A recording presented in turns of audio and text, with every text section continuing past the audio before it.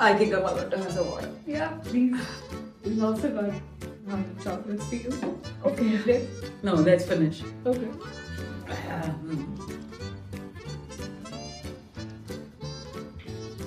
Whoa.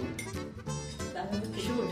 Okay. I'll ask you the question before you take it, so you can quickly answer. No. You keep it ready. I need a cold water. But this is fun. Okay, yeah. Okay. Hey everyone, welcome to another episode of Side Dish brought to you by On Tonight's Menu. I'm Anushka Goenka, and this is the show where we sit down with brilliant young founders and get a taste of the bold, exciting companies they're building. Today's guest is someone who's helping reshape how young people work, earn, and grow, especially while they're still in college. From building flexible gig opportunities to launching student first initiatives that blend work, skills, and real income, she's creating pathways for students to earn meaningfully as they learn. Please welcome Mythri Kumar, co-founder and CEO of Timbukdo. Mythri, thank you so much for being here. Absolutely my pleasure. Thank you for having us. So here's what's on today's menu. We'll start with your journey and how you went from student life to founding one of India's most talked about student-based platforms. Then we're doing a special segment, Hot Takes Over Hot Sauce. And finally, we'll wrap up with some advice for students or young founders or just anyone trying to create impact in the future of work. Nice. Great. Yeah. So if you're hungry to dive in, let's get started.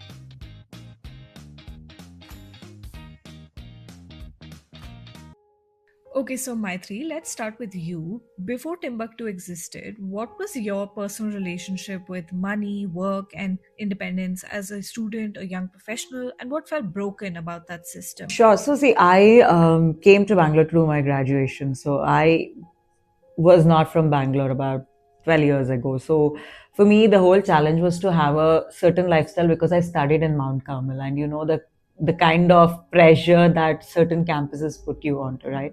So my relationship with money was unhealthy back in days because I didn't know how to make money, but I wanted to have certain kind of lifestyle. I think that's where I took my first step towards, taking up gigs and then got into workforce pretty early. But what I felt like I wouldn't say it's broken, but for me, I didn't have awareness about money. Let me just simply put it that way, right? Because I have seen back in family, money was more of necessity, or it's always shortage. So it was a very unhealthy atmosphere for me while I was growing up with money. I've seen dad going stressing around it, and you can never plan life in the money that you have. There is always a shortage for it. So I come from that background. So when I moved to Bangalore, that pressure actually increased. So I started taking up gigs myself. But like I said, money gave me accessibility after one point of time. If I want to have two burgers, if I want to have two movies in that week, so I realized money is more to have the choices in life. Money gives you that choices. So somewhere that relationship is now getting better.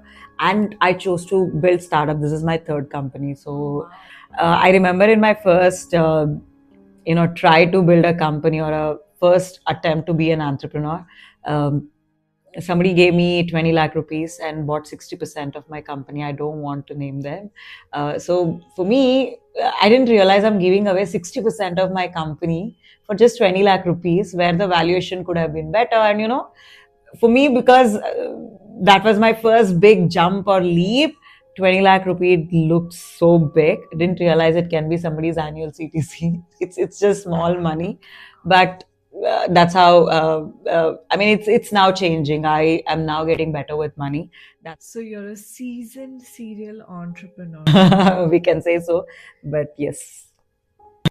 Okay, so most student jobs today are either, characterized with underpayments, or they exploit time and add like zero long-term value. And when you were designing Timbukdo, what were some non-negotiables that you were clear on from day one? See, one for me, even today, the non-negotiable is building for one community. We get a lot of questions asked, why are you not building it for women who took a career break for whatsoever reason and they want to return? Gig is such a nice space for them to restart their career. But one non-negotiable for us was to stay true to the community, stay true to the needs and wants of the community. Do not build anything that we think is right for the community, but instead ask or be always in touch with the community we are building, because we're building it for students, right? Their interest, their passion keeps shifting. If it is an IPL season, everyone wants to be a cricketer or do something around cricket.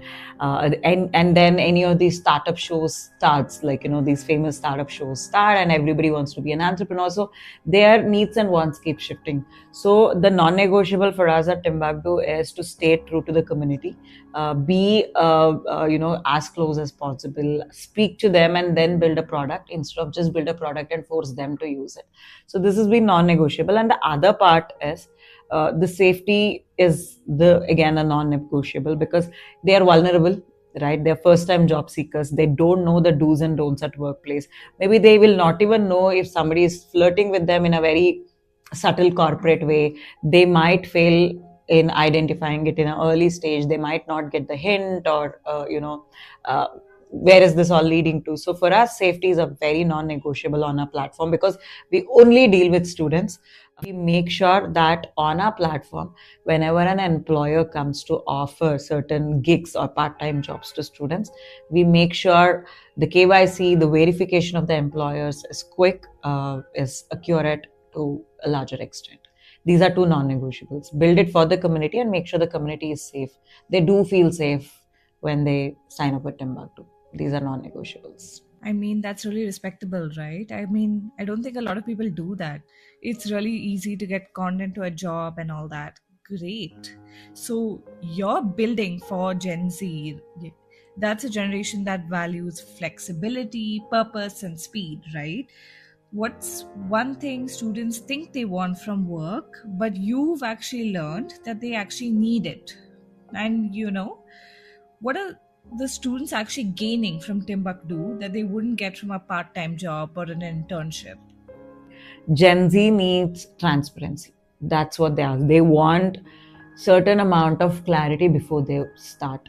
It is not like 10 years back, you just join an organization without a roadmap, and then you evolve, you grow within that organization, right? You grow with the role. Maybe you will get promoted. I've heard a few of my friends or a generation before me stayed with an organization for 25 years. They spend all their life with that organization, but I don't see that happening with Gen Z at all, because they need transparency, they need growth, they need to. There is an urge of experiencing everything. FOMO is their second nature. If somebody is talking about a better career, better office culture, they don't mind shifting.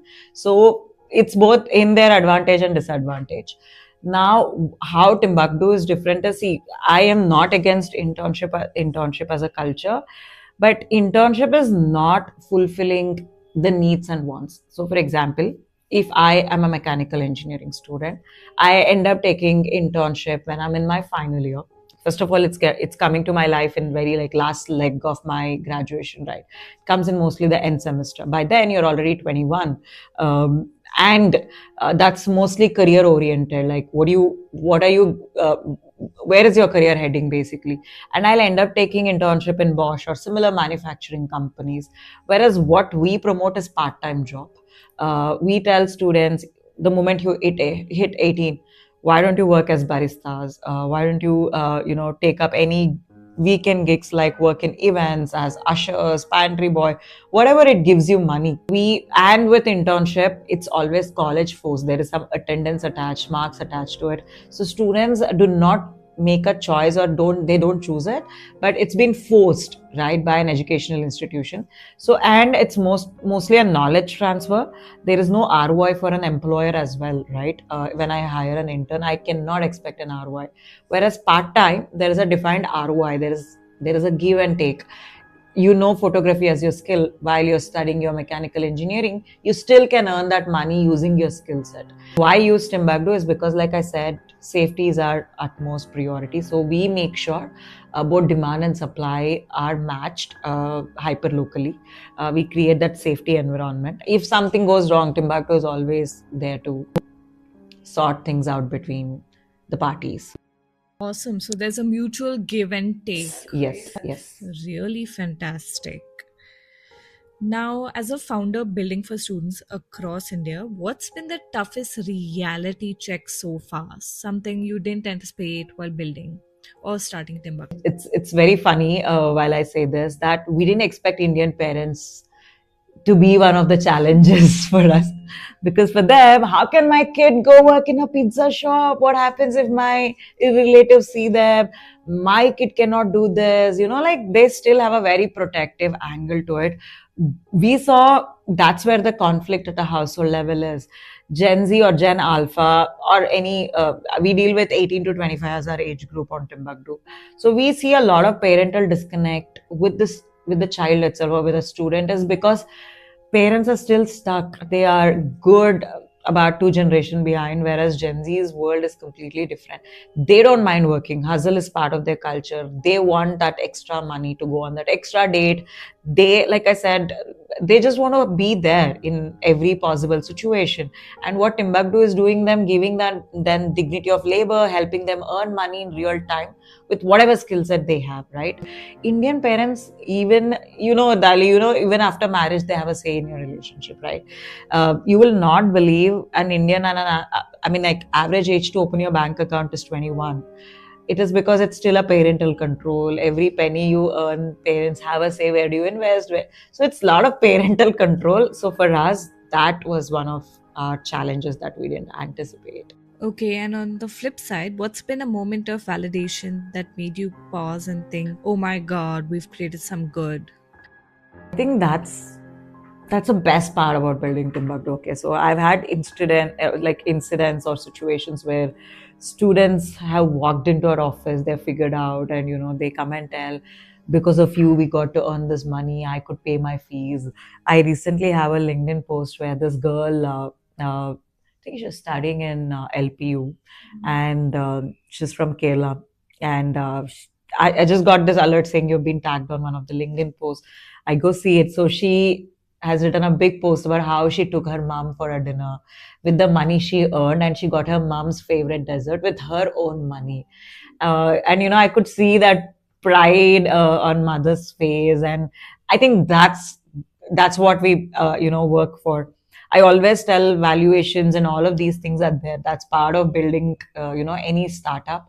But somehow for a founder, it's customers' happiness is what matters. And with us, I don't think so, Anushka, anyone will forget their first earning, right? You can forget your first crush, you can forget your many first, but the first money you earn where you felt good about yourself, that moment is what Timbukdo gifting to every Indian student today. So for us, that's what drives us build Timbukdo every day. Hot takes over hot sauce. Nice. So 5 sauces, each spicier than the last, and Okay. with each sauce, the questions will get a little bit tougher. Okay. So this is the spiciest, this is the sweetest, this is Okay. actually really sweet, mango. Nice. So, I want to change my mind. Let's go with mango. Oh, you want to start with Yeah. mango? Okay, sure. I'll take it. Don't worry. You go ask question. And like always, this is not sponsored from these companies, but we are. But doing for yes, sponsors yes, if you're yes. interested. But Yes. Please, this is fun. You should just sponsor the show. I'll be mindful of how much spice I would eat. Okay. So I eat and then you ask, right? yep.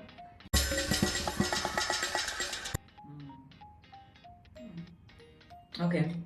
So when you first started Timbukdo, what was one assumption that you had about students or brands that turned out to be wrong? I thought people are as hungry as me to make their money. I mean, especially students. I thought they're super hungry to earn that money. But for me, because there is internship as a culture, I didn't realize my battle is with the culture, not with the business plan. So that was one of the early learnings or shocking facts for me. Yeah. Okay. Should we do the next sauce? Yeah. I'm actually gonna take the full cap off. Yeah. I think more is better. Okay. More is better. Is this more? Yeah, that's good. I mean, Okay. Oh my god. Okay. that's quite a bit. Okay, but this is mine. Okay. This is like a Tabasco flavored sriracha, so it should be fine. ठीक है. Okay. Cheers. Yeah, it's fine. What are the red flags students should watch out for when choosing how to earn? Do not get carried away with big promises that we will make your career, work with us, I'll give you the certificate, I'll put you onto somebody. No. Whatever happens, if there are earnings, that should be the first goal. Do not get carried away with all the false promises that employer, because they do, because you're a cheap labor for them. So do not get carried away with all the promises that employers make. If they're really serious about you, they will pay you today, they will reward you today first. Yeah, don't get carried away by Yeah. the jazz of it. Correct. Okay, that's the third sauce. Okay. It's a spicy sauce. Nice. It's just getting started, guys. Yep, things will heat up. Yeah.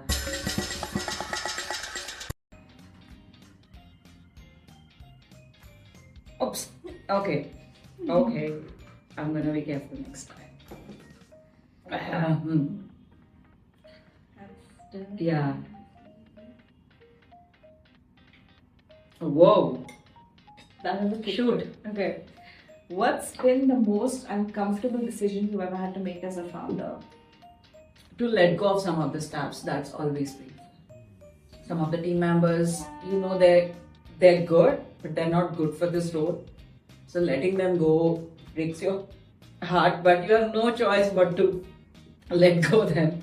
That's, as a founder, is very, very tough. I think I'm about to have some water. Yeah, please. We've also got chocolates for you. Okay. No, let's finish. Okay. Just getting. Now this is spicy, I will say. This is where things really start to, in my opinion. Okay. I'm just gonna take a little then. Yeah, please.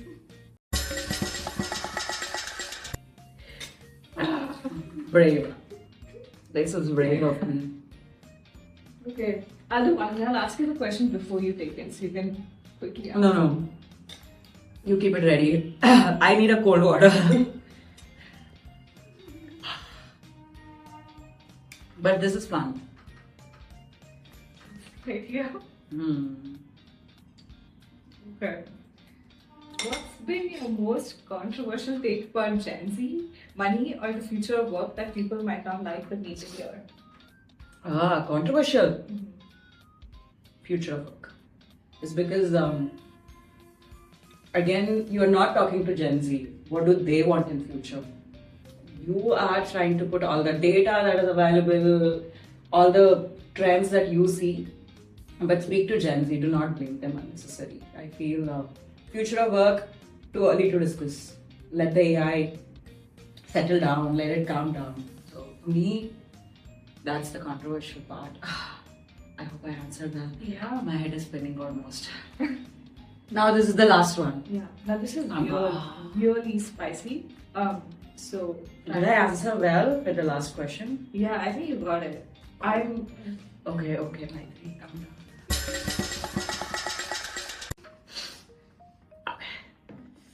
I'm enjoying this. I'm not.